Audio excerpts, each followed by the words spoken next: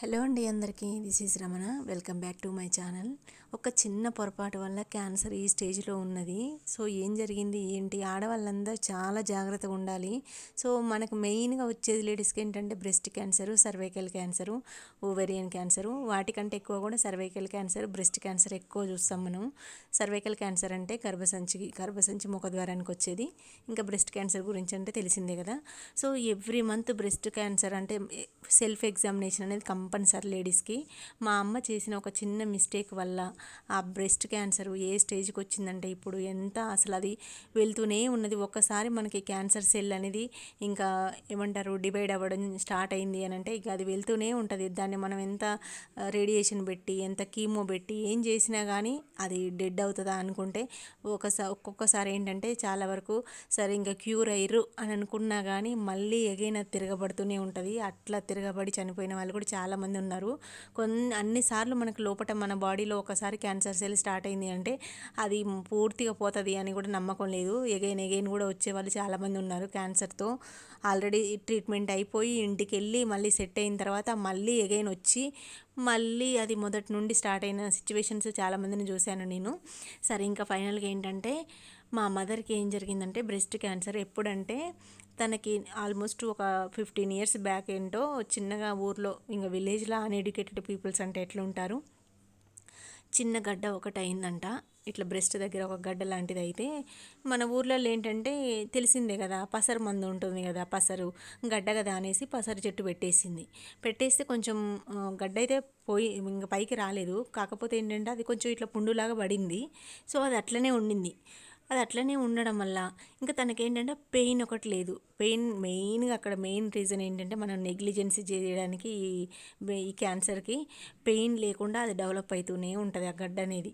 So అట్లా ఉంటుంది. అందుకోసమే మనం నెగ్లెక్ట్ చేస్తాం. పెయిన్ ఉందనుకోండి తట్టుకోలేక హాస్పిటల్కి వెళ్తాం కాబట్టి టెస్ట్ల వల్ల బయటపడిపోతుంది. కానీ పెయిన్ లేకపోవడం వల్ల ఈ సర్వైకల్ క్యాన్సర్ కూడా చాలామందికి తెలియదు.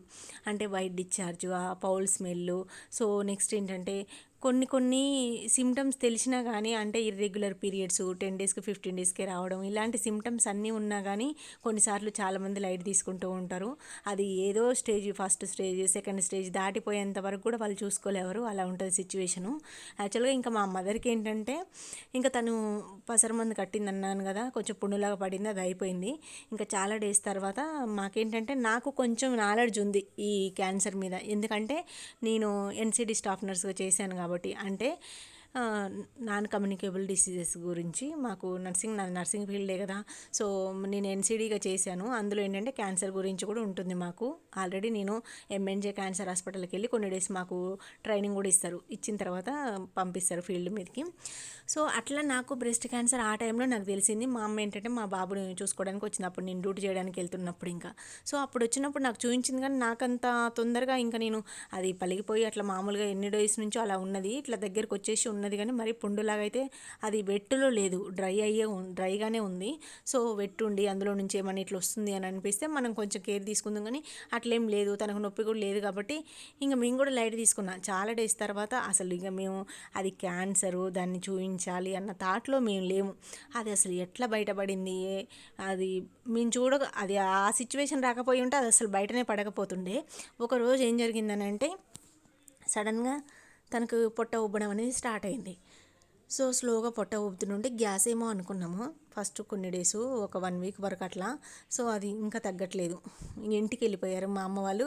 ఇంటికి వెళ్ళిన తర్వాత ఇంకా అక్కడ హాస్పిటల్కి వెళ్తే వాళ్ళు ఏంటంటే వాళ్ళు చూస్తున్నారు హాస్పిటల్లో. నేను వెళ్ళాను అప్పటికి. వెళ్ళినప్పుడు డాక్టర్ చెకప్ చేస్తారు కదా, ఇంకా హిస్టరీ అంతా అడుగుతున్నప్పుడు తనకు బ్రెస్ట్ దగ్గర ఇక్కడ చాలా డేస్ అవుతుందండి అలా ఉండబట్టి అని అంటే ఇది మేబీ ఏమైనా క్యాన్సర్ రిలేటెడ్ అయ్యి ఉండొచ్చు కదమ్మా, ముందే అక్కడికి వెళ్తే ఫస్ట్ అయితే ఏంటంటే గాంధీకి వెళ్ళండి అన్నారు. గాంధీకి వెళ్ళిన తర్వాత అక్కడ హిస్టరీ చెప్పినప్పుడు వాళ్ళు అన్నారు ఎంఎన్జేకి వెళ్ళండి ఒకసారి, ఇది క్యాన్సర్ రిలేటెడ్ అయ్యి ఉంటే దానికి రిలేటెడ్ అయ్యి ఉండొచ్చు. ఈ ఎసైటిస్ ఫామ్ అవుతుంది అంటే పొట్ట ఉబ్బడం అట్లా వాటర్ రావడాన్ని ఎసైటిస్ అంటాం కదా. సో ఆ ఎసైటిస్ అందుకే ఫామ్ అవుతుందేమో, మనం తీసిన వాటర్ మళ్ళీ పొట్ట ఉబ్బుతూనే ఉంటుంది.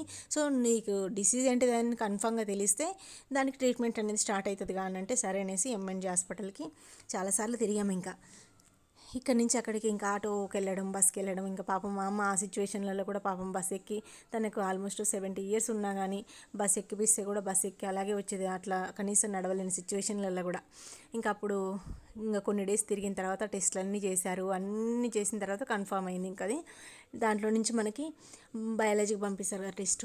సో అంతా చేసిన తర్వాత, అంతా అయిపోయిన తర్వాత అది బ్రెస్ట్ క్యాన్సర్ అని వాళ్ళు కన్ఫర్మ్ చేసి ఇంకా మెడిసిన్ ఇచ్చారు. మేము ఏంటంటే కీమో అయినా రేడియేషన్ అన్నా పెడతారేమో అనుకున్నాం, కాకపోతే పెట్టలేదు.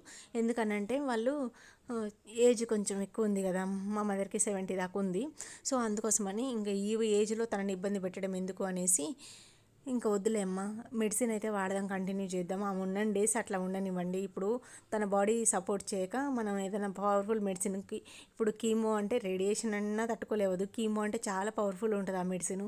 ఆ డోస్కి తట్టుకోలేక తను కళ్ళు తిరిగి పడిపోవడం అట్లాంటివి జరుగుతూ ఉంటుంది. సో ఈ మెడిసిన్ అయితే వాడండి, సరిపోతుంది అనేసి చెప్పుండే. ఇంకా సరే అనేసి అవి వాడుతున్నాము. అక్కడ మనకి క్లియర్గా వాళ్ళు చెప్తూనే ఉంటారు. అంటే ఇన్ని ఇయర్స్కి 4 ఇయర్స్కి ఒకసారి ఇట్లా మనం ఏమంటారు సర్వైకల్ క్యాన్సర్ని చెక్ చేయించుకోవడానికి వెళ్ళాలి అనేసి వాళ్ళు ఫ్రీనే చెకప్ ఉంటుందండి. సర్వైకల్ క్యాన్సర్ అంటే ఇక మనకు ఓన్గా చెక్ చేసుకోవడం రాదు.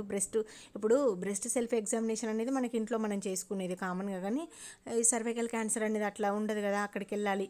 ఇక్కడ మనకి చిన్న చిన్న హాస్పిటల్స్ దగ్గరికి వెళ్ళినా కానీ వాళ్ళు టెస్ట్ చేస్తారు. అది జస్ట్ చిన్న ప్రాసెస్, దానికి ఏ కాస్ట్ కూడా ఉండదు. సో ఏదన్నా ప్రాబ్లం ఉంది, వైట్ డిశ్చార్జ్ కానీ పౌల్ స్మెల్ అలాంటిది ఏదైనా ఉంది అని అంటే, ఇబ్బంది అనిపిస్తుంది అని అంటే, లేడీస్ అంతా వేస్ట్ చేయకుండా టైము ముందే చెక్ చేసుకుంటే ఏంటంటే ఒక స్టేజ్ దాటక ముందే మనం గుర్తించారు అనుకోండి, కొంచెం ఈజీ ఉంటుంది దాన్ని మనం క్యూర్ చేయడానికి. అట్లా కాకుండా స్టేజ్ దాటిపోయి బాగా థర్డ్ స్టేజ్, సెకండ్ స్టేజ్ దాటిపోయే స్టేజ్లోకి వెళ్తారు చాలామంది, అప్పటి వరకు కూడా చూసుకోరు. మా అమ్మ సిచ్యువేషన్ కూడా అట్లనే అయింది.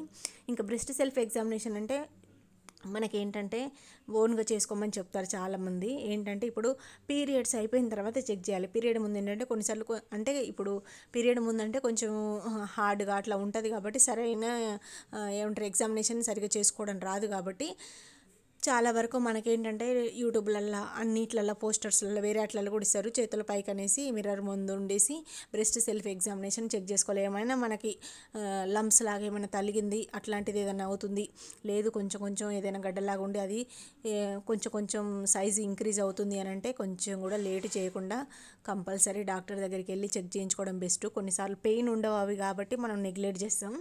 సో మా అమ్మ చేసింది కూడా అదే నెగ్లిజెన్సీ.